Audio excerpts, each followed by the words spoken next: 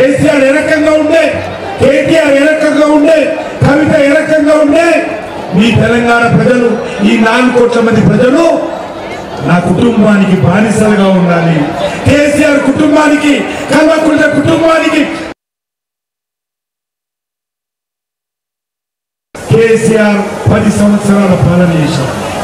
అందుకే తెలంగాణ ప్రజలు కర్రు కాచి ఏం చేశారు? కర్రు కాచి ఇప్పుడు ఎక్కడున్నాడు? ఫామ్ హౌస్ నుంచి మళ్ళీ రావాలి. ఆయన వస్తే గోడబండకి రావాలని అడుగుతున్నాను. ఈ ఎలక్షన్ రావాలి. ఇంకా 2 రోజులుగా కేసీఆర్ ఈ 2 రోజుల్లో ఒక 2 గంటలు నా గోడబండకు వచ్చి నా పాడైపోయిన రోడ్లలో, నా గుంతలలో, నా డ్రైనేజ్ లో పాదయాత్ర చెయ్యి. ఆ తర్వాతనే కారు గుర్తుకోటేయాలని అడగాలి. నువ్వు రాడు. ఎందుకంటే ఒక అడుగు తీసి అడిగేస్తే ఆ గుంతలలో ఏడబడిపోతుందో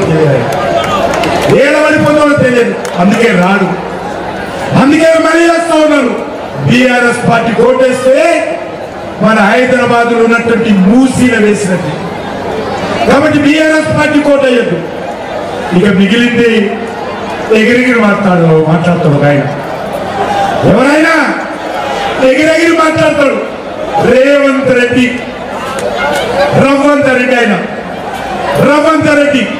ఎగిరెగిరి మాట్లాడతాడు. ఏమంటున్నారా? ఎలక్షన్ ముందు ఏమన్నాడు, ఇప్పుడు ఏమంటున్నాడు? నా కోటేయండి, ఊరూరు తిరిగారు. ఇది కేసీఆర్ బాగలేదు.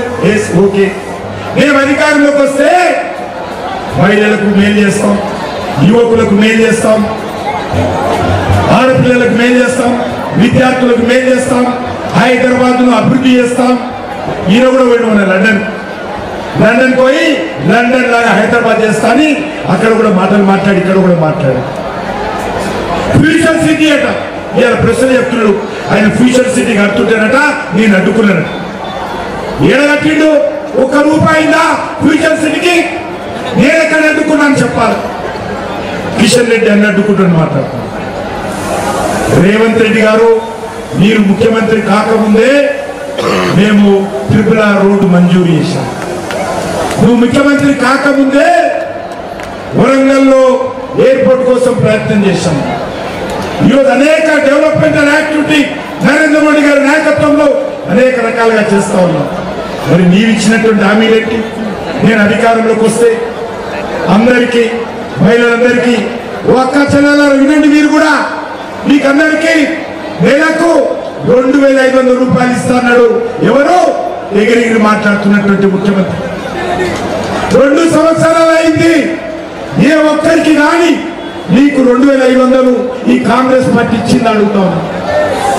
ఒక్కరికైనా ఇచ్చిందా? మరి ఎందుకు ఓట్లు వేయాలి? మహిళలు అడగాలి. ఈరోజు కాంగ్రెస్ పార్టీ వాళ్ళని వచ్చి చేయి గుర్తు కొట్టేయమంటే నా 2500 ఎక్కడ పోయిన బిడ్డ అని మరి మీరు శివాంగి లాగా కాంగ్రెస్ పార్టీ వచ్చినటువంటి వాళ్ళ మీద తిరగబడాలని సందర్భంగా మనీ వస్తాను. అంతేకాదు పొదుపు సంఘాలకు అప్పులు ఇచ్చేది నరేంద్ర మోడీ గారు, రేవంత్ రెడ్డి కాదు, కేసీఆర్ కాదు. నా పొదుపు సంఘాలకు, నా అక్క చెల్లెళ్లకు నరేంద్ర మోడీ గారు ఈరోజు 20 లక్షల వరకు కూడా అప్పులు ఇస్తా ఉన్నారు. అప్పుడు రేవంత్ రెడ్డి ఏమన్నాడు?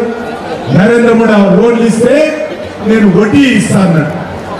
2 సంవత్సరాల నుంచి ఏ ఒక్క పొదుపు సంఘానికైనా